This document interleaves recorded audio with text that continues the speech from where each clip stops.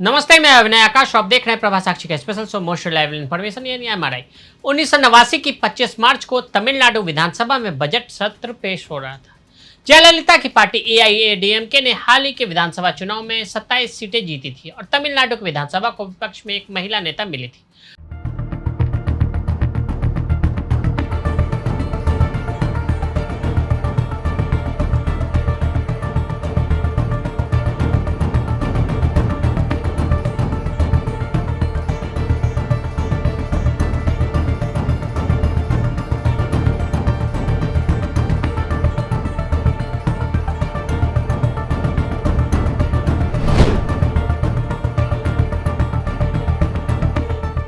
उस वक्त डीएमके सरकार में थी और मुख्यमंत्री थे एम करुणानिधि।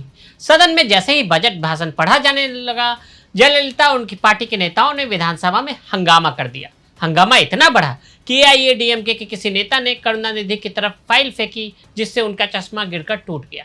जयललिता ने जब देखा कि हंगामा ज्यादा बढ़ रहा है तो वो सदन से बाहर जाने लगी।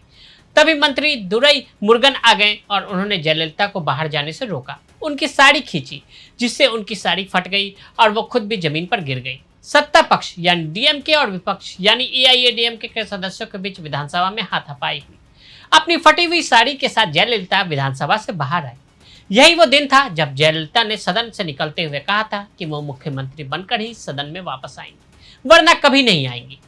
कई बार जिंदगी में हुई घटना बहुत कुछ बदल कर रख देती है। कई बार इतिहास की घटनाएं ऐसी होती है जिसे कभी भुलाया नहीं जा सकता। अब एक बार फिर तमिलनाडु की राजनीति में एक महिला का नाम चर्चा में है। इस बार विवाद अभिनेत्री त्रिशा कृष्णन से जुड़ा है। बयान जो सीधे तौर पर तमिलनाडु के मुख्यमंत्री सी जोसेफ विजय के लिए था, लेकिन इसमें नाम जुड़ा एक्ट्रेस त्रिशा कृष्णन का। पूरा मामला समझ लेते हैं। 3 अगस्त 2026 यानी बीते सोमवार की बात, जब सुर्खियों में बांकीपुर और दतिया के उपचुनाव के परिणाम की चर्चा थी, तब तमिलनाडु के थंजावुर में किसान का एक प्रदर्शन चल रहा था। कर्नाटक और तमिलनाडु के बीच कावेरी नदी के पानी को लेकर विवाद है।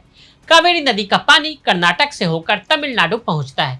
तमिलनाडु का आरोप है कि कर्नाटक की सरकार पानी ही नहीं छोड़ती, जिसकी वजह से राज्य के किसानों को मुसीबत का सामना करना पड़ रहा है। सिंचाई के लिए पर्याप्त पानी नहीं मिल पाता। ये मुद्दा है, इसे लेकर ही तमिलनाडु में किसान संगठन प्रदर्शन कर रहे हैं। प्रदर्शन का नेतृत्व किसान नेता अय्या कन्नू कर रहे हैं। इस समय प्रदर्शन तेज हुआ इसलिए क्योंकि तमिलनाडु के कावेरी डेल्टा वाले इलाके में कुरवाई फसल बोई गई है। यह धान की ही फसल होती है, जिसमें बुआई जून, जुलाई और सितंबर अक्टूबर में होती है। बुआई के वक्त चाहिए होता है भरपूर पानी। क्योंकि कर्नाटक ने तमिलनाडु के लिए कावेरी का पानी नहीं छोड़ा है, तो प्रदर्शन शुरू हो गए। द प्रिंट की एक रिपोर्ट बताती है कि कन्नू ने तमिलनाडु के मुख्यमंत्री विजय से सुप्रीम कोर्ट में मुकदमा दायर करने और राज्य के किसानों के लिए 1 लाख करोड़ के मुआवजे की मांग करने की अपील की। कन्नू का कहना है कि सुप्रीम कोर्ट ने कर्नाटक सरकार को हर महीने तमिलनाडु के लिए पानी छोड़ने का निर्देश दिया था। अब तक कर्नाटक के पास 80 टीएमसी यानी 1000 मिलियन क्यूबिक फीट से ज़्यादा पानी है। कर्नाटक के सीएम डीके शिव कुमार ने तमिलनाडु के 3500 क्यूसेक पानी छोड़ने से इनकार कर दिया। अगर वे पानी नहीं छोड़ते हैं तो वह कर्नाटक में नुकसान करेंगे और अपने लोगों को राज्य बचाने के लिए 25,000 क्यूसेक पानी छोड़ रहे हैं। हमारे सीएम जोसेफ विजय को सुप्रीम कोर्ट में मुकदमा दायर करके कर्नाटक से 1 लाख करोड़ के मुआवजे की मांग करनी चाहिए, ऐसा कन्नू का कहना है। वहीं प्रोटेस्ट के निशाने पर कर्नाटक सरकार के साथ साथ तमिलनाडु की विजय सरकार भी है। तो विधानसभा के नेता, प्रतिपक्ष और मुख्य विपक्षी पार्टी डीएमके के नेता उदयनिधि स्टालिन पहुंच गए थपूर, जहां प्रोटेस्ट जारी था। प्रोटेस्ट के दौरान उदयनिधि स्पीच देना शुरू करते हैं। उदयनिधि ने क्या कह दिया जो पुलिस उठा ले गई। लगातार सरकार और सीएम विजय पर निशाना साधते रहे हैं उदयनिधि। जब उदयनिधि बोल रहे थे तब मंच के सामने मौजूद लोग एक्ट्रेस त्रिशा कृष्णन का नाम चिल्लाने लगते हैं। उदयनिधि चुप हो जाते हैं, फिर पानी के ही रेफरेंस से एक आपत्तिजनक टिप्पणी कर देते हैं।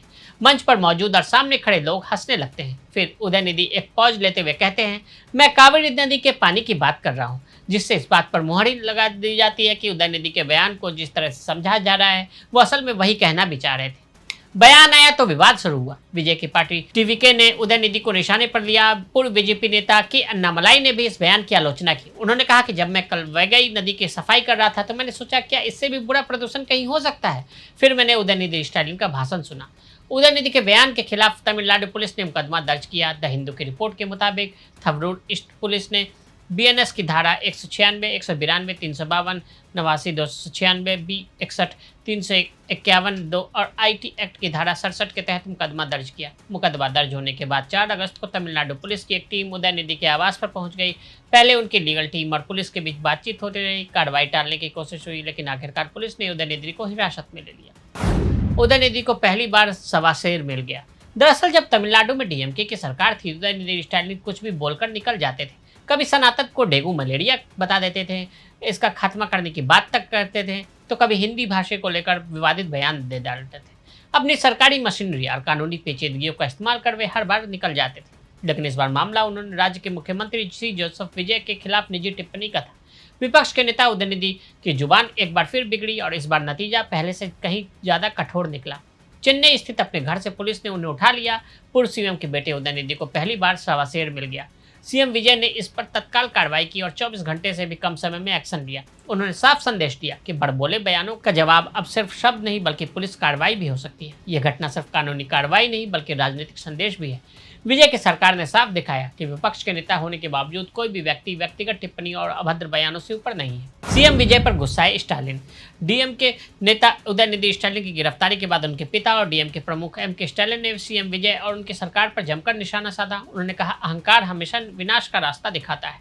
एमके स्टालिन ने सोशल मीडिया प्लेटफॉर्म एक्स पर लंबा चौड़ा पोस्ट लिखकर सरकार पर कई गंभीर आरोप लगाए। उन्होंने कहा कि जिस वक्त उदयनिधि को हिरासत में लिया गया, वो तंजावुर में कावेरी नदी के पानी के मुद्दे पर सरकार के खिलाफ आंदोलन कर रहे थे। उनके मुताबिक उदयनिधि किसानों के हक की बात कर रहे थे और सरकार की नाकामी को लोगों के सामने रख रहे थे। स्टालिन ने कहा कि सीएम का विजय कावेरी जल विवाद का कोई समाधान नहीं निकाल पाए हैं। इतना ही नहीं, मेघदातु बांध के मुद्दे पर भी सरकार कोई ठोस कदम नहीं उठा सकी। इसके सबसे ज्यादा नुकसान किसानों को हो रहा है। उन्होंने तंज कसते हुए कहा कि किसान पानी के लिए परेशान हैं, उनकी फसलें सूख रही हैं, लेकिन मंत्री विजय की फिल्म देखकर भावुक हो रहे हैं। इस बयान के जरिए उन्होंने सरकार की प्राथमिकताओं पर भी सवाल उठाए। एमके स्टालिन ने यह भी आरोप लगाया कि उदयनिधि की गिरफ्तारी का असली मकसद उन्हें विधानसभा के बजट सत्र से दूर रखना था।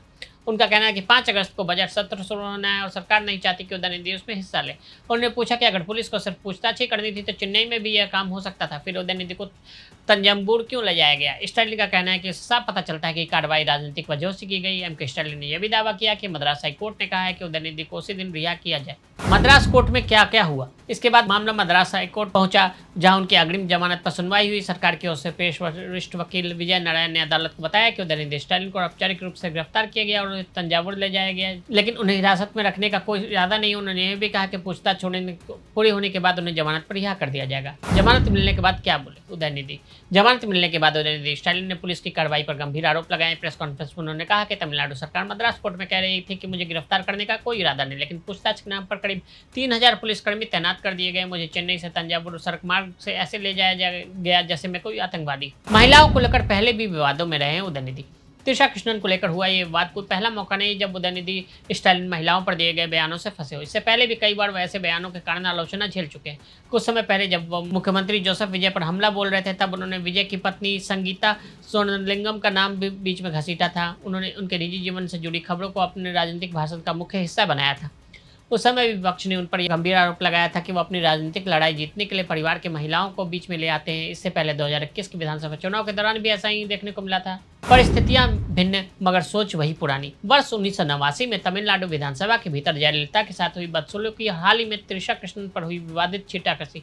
देखने में ये दोनों बिल्कुल घटनाएं अलग अलग हैं। एक तरफ जहाँ लोकतंत्र त्रिक सदन की मर्यादा तार हुई और सीधा शारीरिक हमला हुआ था, वहीं दूसरी तरफ एक राजनीतिक मंच से सरेआम घटिया और अमर्यादित बयानबाजी की गई। इन दोनों घटनाओं के दौर, स्थान और तरीके भले बदल गए हों, लेकिन इसके पीछे की मानसिकता रत्ती भर भी नहीं बदली। ये दोनों मामले घूम फिर कर एक ही कड़वे और गंभीर सवाल पर लाकर खड़े करते हैं कि आखिरकार तमिलनाडु के सियासी अखाड़े में बार बार महिलाओं को ही सॉफ्ट टारगेट क्यों बनाया जाता है।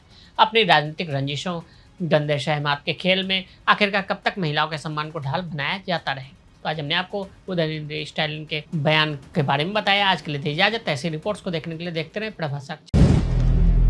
अगर आप भी लेना चाहते हैं देश दुनिया की तमाम जानकारी तो आज ही सब्सक्राइब करें हमारे चैनल को। साथ ही नीचे दिए बेल आइकन को जरूर दबाएं ताकि हर अपडेट आप तक पहुंच सके।